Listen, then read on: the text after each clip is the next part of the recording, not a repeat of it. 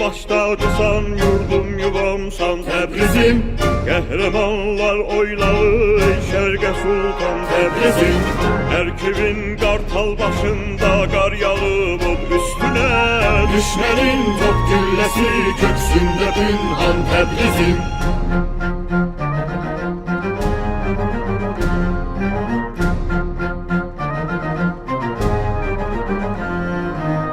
Cəfərilər səndə yol tapmış düşüncə şəhrinə, Şəhriyarlar təbin etmiş səndə divan Təbrizim. İndi sən xanemi, sən cəhannami ziban, İndi bir dünya olub süfrəndə mehman Təbrizim,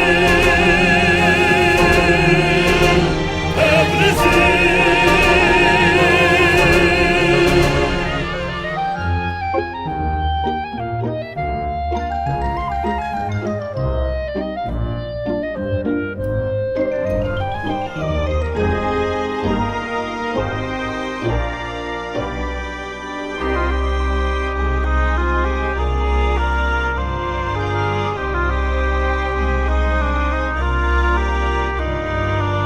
خاک با تحریر نامش فخر دوران می کند، آسمان پیشانیش را بوسه باران می کند.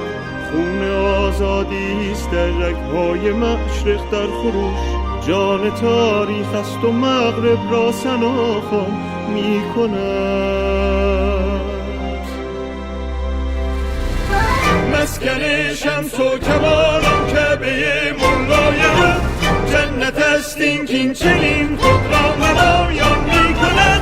شهر تبریز است و جان قربان جانان می کند.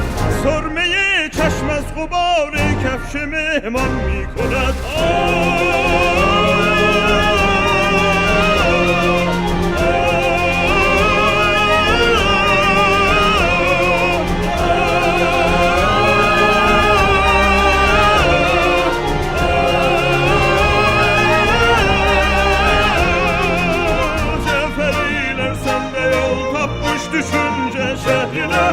Şəhriyarlar təbin etmiş səndə divan Təbrizim. İndi sən xanemi, sən cəhannami ziban, İndi bir dünya olub süfrəndə mehman Təbrizim.